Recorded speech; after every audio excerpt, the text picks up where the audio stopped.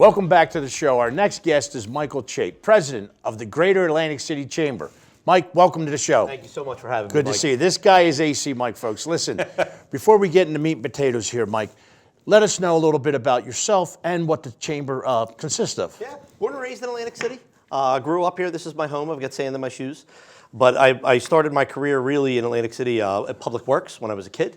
I valet parked in the city. I worked at Boardwalk Hall for 9 years. I was the marketing director for the Press of Atlantic City. Then I was recruited to come over as the executive vice president of the Greater Atlantic City Chamber. Been there for 5 years. I took over as president when my predecessor, Joe Kelly, after 23 years, retired in January 2020. So my timing was outstanding.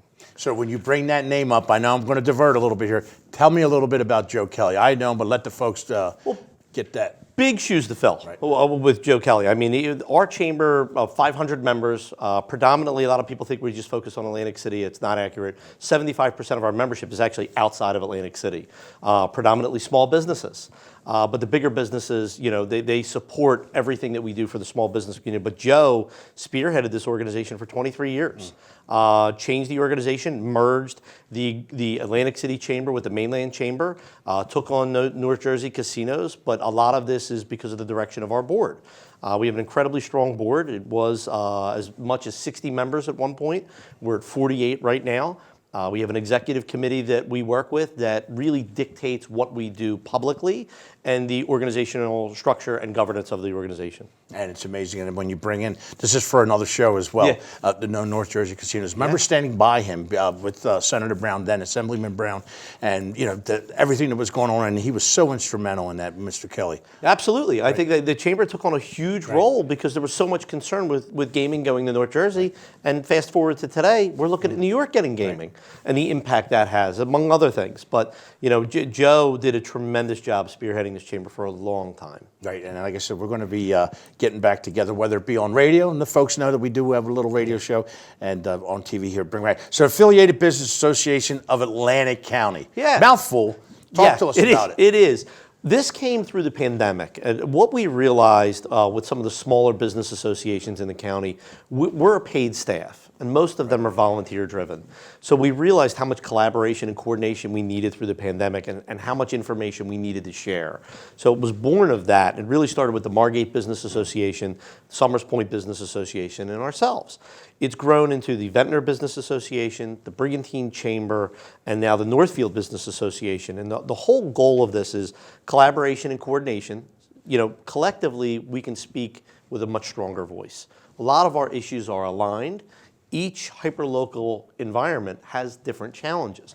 But bringing us all together, we tend to come up with some pretty good solutions. The other thing is there's so many events in our marketplace.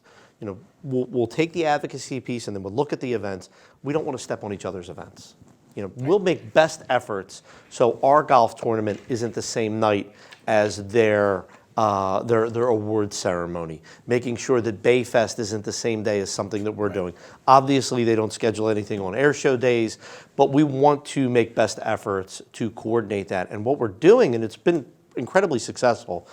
We have another one coming up soon, but our networking mixers, you know, bringing people back together. And you're seeing new faces, you're seeing better engagement by all of us doing these together. Because sometimes as one organization, you see the same people all the time.